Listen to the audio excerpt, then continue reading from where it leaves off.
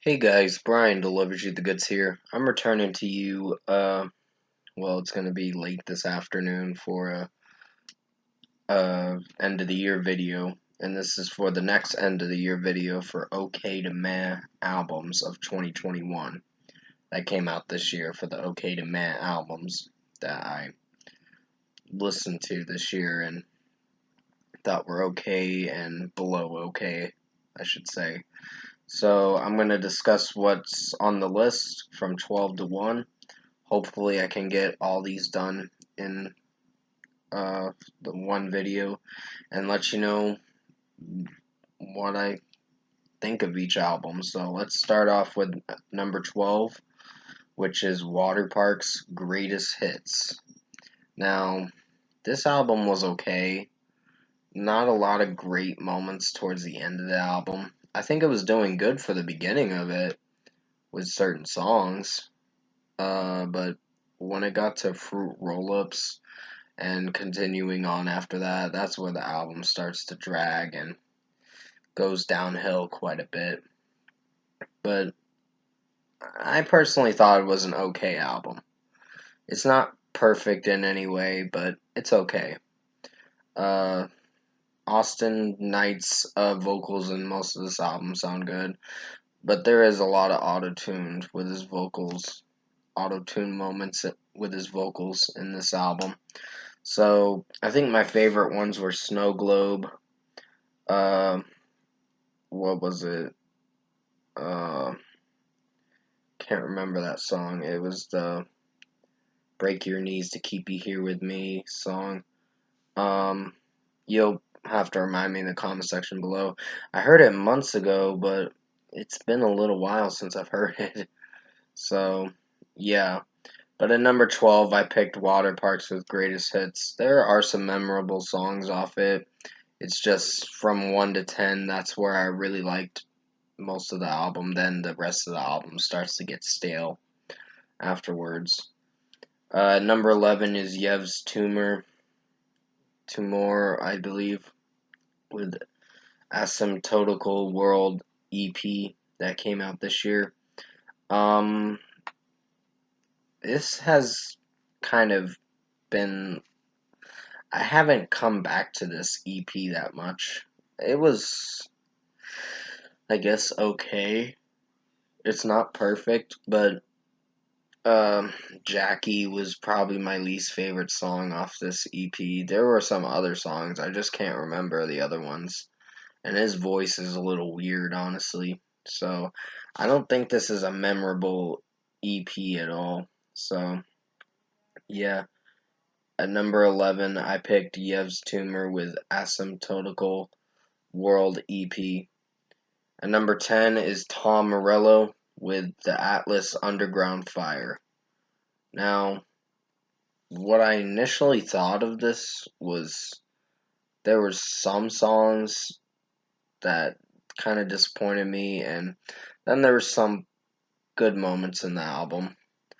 Like they did a Highway to Hell cover, Tom Morello did, and Bruce Springsteen is singing the song, and I don't know, it was okay. Uh, but yeah, that's just my opinion. So yep. Um, Let's Get This Party Started was a pretty good song with Ollie Sykes from Bring Me the Horizon in the band. It did pretty well for what it was going for. And yeah, the execution of this whole album starts to go downhill with Naraka, the Mike Posner song, and afterwards starts to get a little bit stale afterwards. So some of the songs tend to not. It's something that you can't feel for or whatever.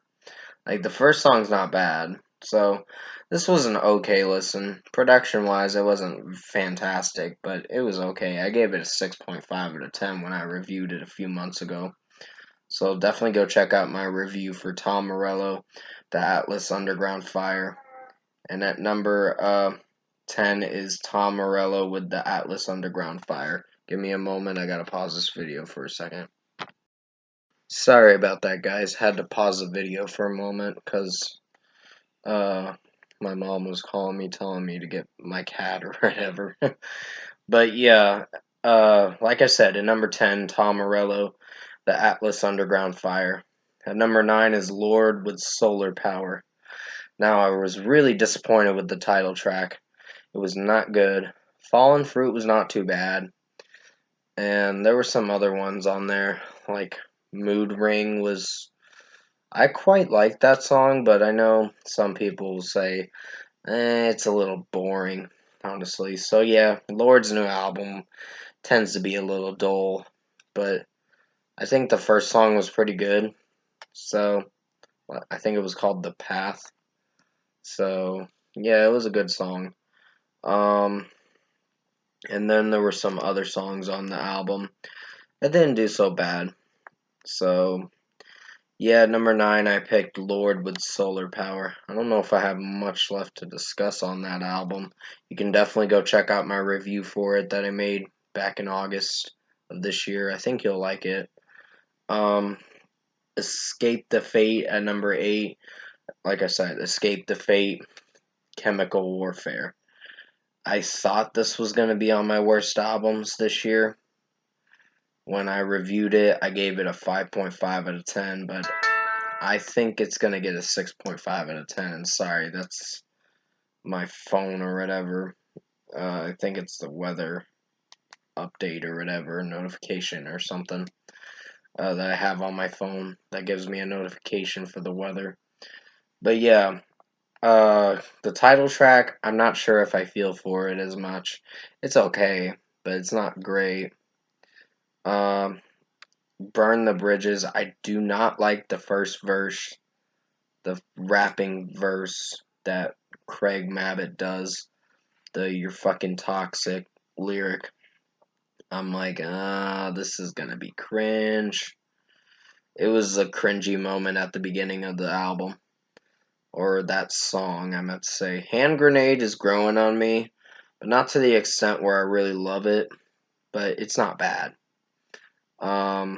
Demons is not too bad, not a great one, but it's decent.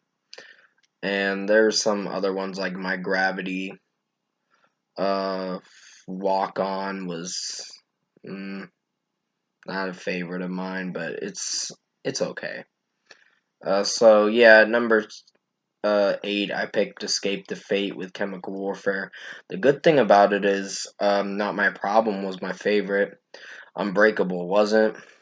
Uh, Invincible was pretty good with Lindsey Sterling, and Lightning Strike was not a bad one. So yeah, at number 8, like I said, Escape the Fate with Chemical Warfare. At number 7 is Kanye West with Donda. Now, I didn't hear the deluxe edition. I heard from someone like the Needle Drop saying that it was ruined. That said Donda was ruined. And Donda was an interesting album. Not a great one, but there were some songs on there that I liked, like No Child Left Behind. Um, and then I think it was uh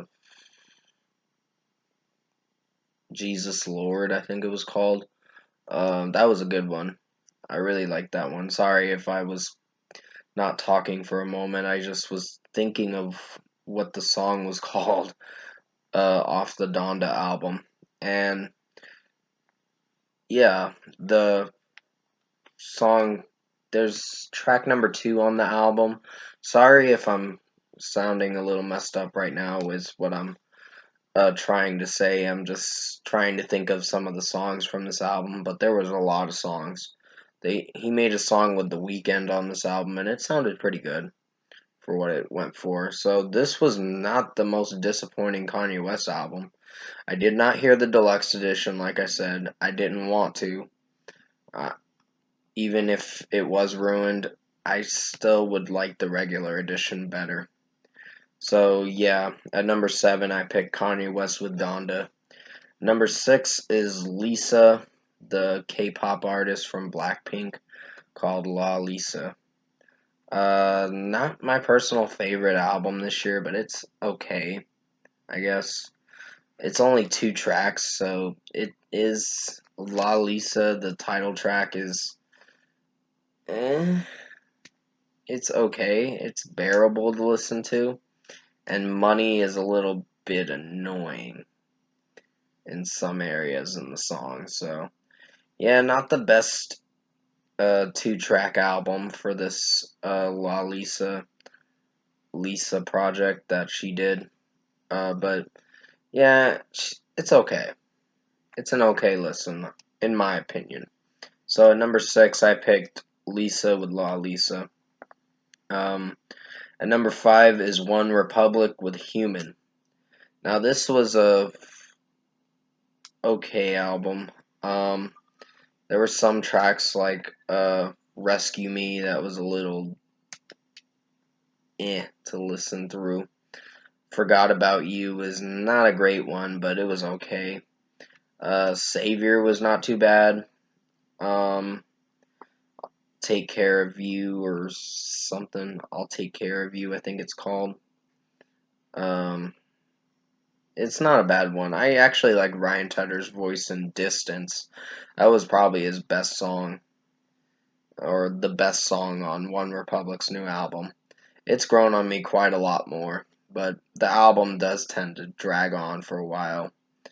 Uh, it's like a 34-minute album for the regular edition, which gets up to Better Days from the first track, which is Run, all the way to Better Days. And Take It Out on Me is one of my personal favorites too. So yeah, there's some songs that I quite liked from this album, but I wouldn't put it at a decent rating for this album because some of the other tracks can be underwhelming and overwhelming to listen to. So at number 5, I picked One Republic with Human. I'm actually gonna return to you for part 2 for the OK to Meh albums of 2021. It should be for the last 4 numbers for the OK to Meh albums this year, and you'll find out what the Mehest album, the below OK album, is for the year. Uh, that's gonna be the OK album of the year or whatever. The below OK album of the year is what I mean to say. Sorry if I'm screwing up in this video a bit. I got done with work today at like 1 and I'm just a little drained, so yeah, I'm gonna still release this video to you guys and hopefully you found it to be enjoyable. So stay safe guys, take care, and I'll see you soon in part 2 of the OK to Meh albums of 2021 video.